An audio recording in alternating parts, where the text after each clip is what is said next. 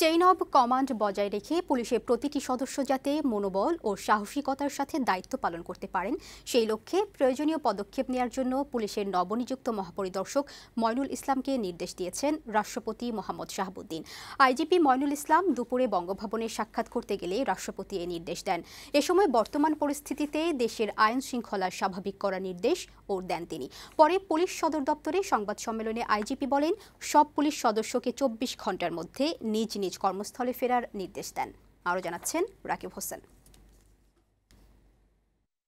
মঙ্গলবার রাতে প্রজ্ঞাপন জারির পর বুধবার সকালে নবনিযুক্ত আইজিপি ময়নুল ইসলাম বঙ্গভবনে রাষ্ট্রপতি মোহাম্মদ শাহাবুদ্দিনের সঙ্গে সাক্ষাৎ করেন। এ সময় পুলিশের নতুন মহাপরিদর্শককে অভিনন্দন জানিয়ে রাষ্ট্রপতি বর্তমান পরিস্থিতিতে দেশের আইনশৃঙ্খলা স্বাভাবিক করার নির্দেশ দেন। যে কোনো অরাজক পরিস্থিতি ও লুটতরাজ বন্ধে পুলিশকে কঠোর পদক্ষেপ নিতে বলেন রাষ্ট্রপ্রধান। চেইন অব কমান্ড বজায় রেখে পুলিশের প্রতিটি সদস্য যাতে মনোবল ও সাহসিকতার সঙ্গে দায়িত্ব পালন করতে পারে সেই লক্ষ্যে প্রয়োজনীয় পদক্ষেপ নেওয়ার নির্দেশনা দেন রাষ্ট্রপতি।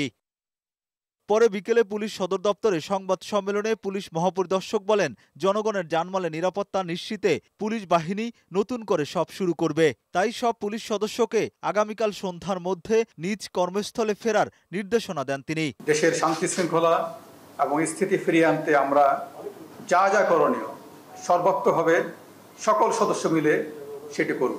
এ সময় তিনি ছাত্র আন্দোলনের সময় পুলিশের ভূমিকার সমালোচনা করেন এবং সবকিছুর জন্য দুঃখ প্রকাশ করেন। বৈষম্য বিরোধী ছাত্র আন্দোলনকে কেন্দ্র করে সাম্প্রতিক সময়ে ছাত্র, সাধারণ মানুষ, পুলিশ সহ প্রতিটি হত্যাকাণ্ড যেখানে সংঘটিত হয়েছে তার সুষ্ঠু এবং নিরপেক্ষ তদন্ত করতে আমরা আইনিভাবে প্রতিশ্রুতিবদ্ধ।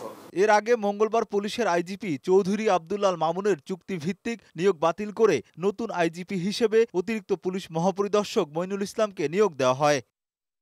রাকিব হোসেন, বৈশাখী সংবাদ, ঢাকা।